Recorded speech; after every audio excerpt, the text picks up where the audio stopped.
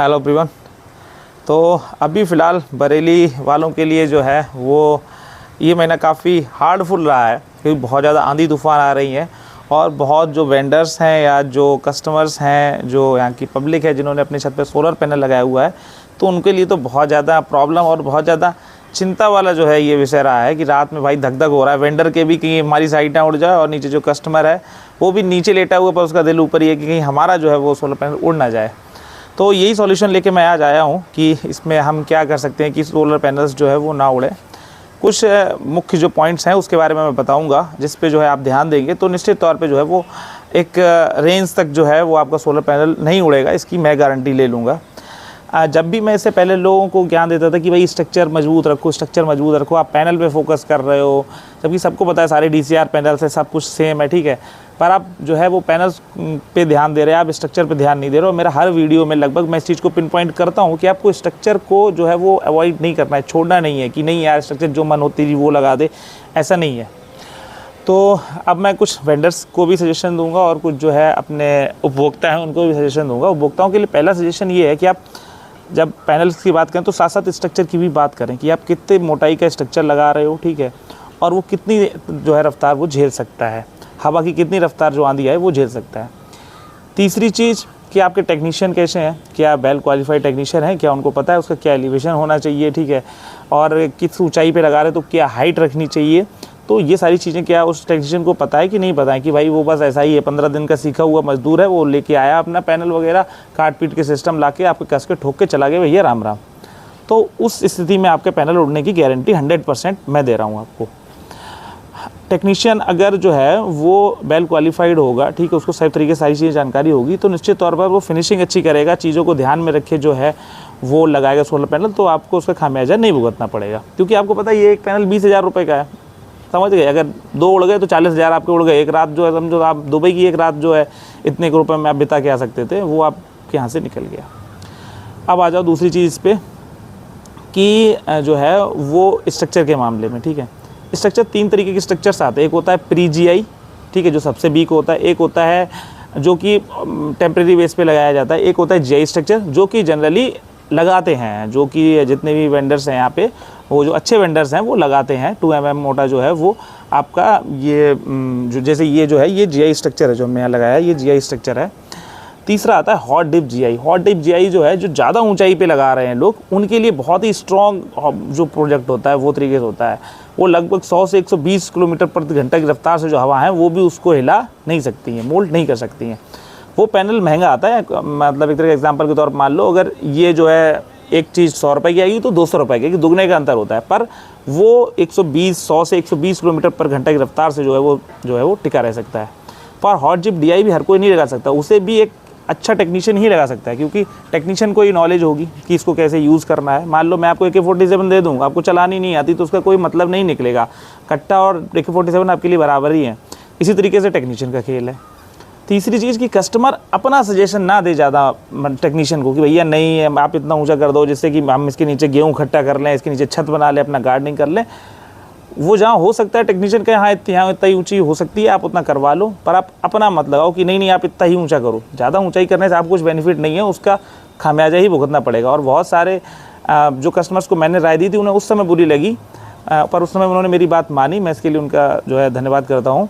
तो अब इतनी आंधी हुई है तो उनका किसी का एक भी पैनल नहीं उड़ा है, हमारा किसी का भी एक भी पैनल नहीं उड़ा है, इस हम गर्व से कह सकते हैं, क्योंकि हम अपनी चीज़ों पे स्थिर रहे। अगर कस्टमर ने ज़्यादा किया तो हम टेक्नीशियन बुला लिए कि भैया आप किसी और से लगवा लो, हम नहीं लगा पाएंगे, क्योंकि कल को आप होगे आप हमारा ही कस्टमर रेटिंग ख़राब करोगे, आप हम ही को बताओगे कि नहीं आपसे लगवाया था, 4 जगह और कहोगे कि उससे लगवाया, उससे मत लगवाना भैया उड़ गए। तो ये गलतियाँ कस्टमर की है कि वो अपने सजेशन ज़्यादा दे रहा है, ठीक है। अब हम इसमें आपको किस तरीके से हेल्प प्रोवाइड करा सकते हैं। देखिए हम जब भी किसी को ये काउंसलिंग देते हैं उसको समझाते हैं कि आप जब भी वो हमसे बात करता है कि सर हमें आपसे सोलर पैनल लगवाना है, तो हम सोलर पैनल आप जो बताओगे हम वो लगा देंगे। क्योंकि यूट्यूब की दुनिया में सब लोग ज्ञान ले लेके आ रहे हैं, भाई मेरा ये लगा दो, हमें ये सोलर पैनल चाहिए, हमें टाटा चाहिए, अडानी चाहिए, जो चाहिए वो। हमारे पास 16-17 कंपनियाँ हैं, कोई दिक्कत नहीं है, east north south west foreign सारी कंपनियाँ हैं हमारे पास। अब जो है अब हम स्ट्रक्चर के बेस पे बात करते हैं, हम टेक्निकल के लेवल पे आपके बात करते हैं, हम स्ट्रक्चर के लेवल बताते हैं आपको किस तरीके के स्ट्रक्चर है, हम क्या प्रोवाइड करेंगे आपको, किस तरीके से चीज़ें करेंगे, हमारे जो जाता है सर्वे करने, जो विजिट करने जाता है, उसका पहला काम यही होता है कि आप सोलर पैनल लगवाओगे कहाँ, जहाँ लगवाओगे वो सिचुएशन है, फ्रेंडली है क्या, उसके नहीं लगने की है। जहाँ मान लो हमारा विजिट करना नहीं होता है तो वहाँ वीडियो बनवाते हैं, हर तरीके से एंगल से वीडियो बनवाते हैं, सर आप हमें वीडियो बना के भेजिए, हमारा टेक्नीशियन भेजिए, तो कोई और जाके वीडियो बना के लेके आता है। तो मोस्टली ऑफ द होता है कि हमारा टेक्नीशियन ही विजिट करता है। देन हमें पता है कि ये मान लो आप अपनी सबसे ज़्यादा उड़ते हैं पैनल वो जो आपके बम्टी पे लगे होते हैं। अब बम्टी पे पैनल लगा है और वो उड़ गया है, तो इसमें क्या है, टेक्नीशियन की भी थोड़ी प्रॉब्लम है, कस्टमर की तो है ही, बट जो है उसकी तरफ से भी थोड़ा फेलियर रहा है, टेक्नीशियन की तरफ से भी। अगर उसको लग रहा है कि बम्टी पे टंकी रखी है और उसके ऊपर सोलर पैनल लग रहा है और हाइट का प्रॉब्लम आ रहा है, अब उसको कैसे सॉल्व किया जा सकता है कि बम्टी पे आप लगवा दो, ठीक है, कोई दिक्कत नहीं है, पर उसके साइड से दीवार खड़ी करो, उसके साइड से क्या करो, आप दीवार खड़ी करो, ये दीवार, ताकि हवा घुसने की जगह सिर्फ इतनी रहे और इतनी जगह इधर निकलने की हवा है तो दिक्कत नहीं है। पर मान लो ये दीवार नहीं है, ठीक है, ये दीवार नहीं है, तो यहाँ मान लो इसकी हम लंबाई जो है वो 8.5 फुट है, तो 8.5 फुट हवा अंदर घुस रही है, ठीक है, और निकल कितनी रही है, 4 फुट। बाकी हवा कहाँ जाएगी, इससे टकराएगी और ये सोलर पैनल उखाड़ के फेंक देगी। तो वो एयर का प्रेशर जो है मेंटेन करना बहुत ज़्यादा इंपॉर्टेंट है। अगर ऐसा कुछ सिचुएशन बनती है तो जो है वो आपके उड़ जाएंगे, आप कितना भी मजबूत स्ट्रक्चर लगा लीजिए। पर मतलब मान लो हॉट GI वगैरह लगा रहे हो तो एक अलग चीज़ है, पर उससे क्या होगा, आपका मान लो पैनल चटक जाएगा ज़्यादा हवा की वजह से। तो वो टेक्नीशियन विजिट करके आएगा, वो आपको जो प्लान देगा आप उसको फॉलो कीजिए, उस तरीके से लगाइए, तो आपको किसी बीमा और उसके चक्कर में नहीं पड़ना पड़ेगा। आपका जो है क्या कहते हैं सोलर पैनल, वो सालों साल चलेगा। और ये कोई ऐसी चीज़ नहीं है कि भैया बस लगा लिए अपने घर में AC के कमरे में रखा रहेगा साइड में, ऐसा कुछ नहीं भाई, इसको सब कुछ झेलना है। इसको क्या नहीं झेलना है, इसको आंधी झेलना है, इसको तूफ़ान झेलना है, बारिश झेलनी है, सब कुछ झेलना है इसको। तो फिर आप इस पर बहुत ज़्यादा ध्यान दीजिए, क्योंकि यही ऐसा वो नींव है जो आपके स्ट्रक्चर को जो है वो टेके हुए है। आपके ये जो 2-2.5 लाख रुपए हैं ना, वो इसी के ऊपर टिके हुए हैं, नहीं तो उड़ गया तो उड़ गया। अब जो भी लोग हमारा वीडियो देख रहे हैं, अगर उन्हें लग रहा है कि आपको हमसे लगवाना है सोलर पैनल वगैरह, तो आप हमारे ऑफिस विजिट कर सकते हैं। Front of Vyas world school हमारा ऑफिस है, चाहे तो आप हमसे फ़ोन से संपर्क कर सकते हैं, ठीक है, हम फ्री में साइट विजिट करा देंगे, आपको बता देंगे, समझा देंगे, आपकी मर्ज़ी है तो आप हमसे लगवाइए सोलर पैनल।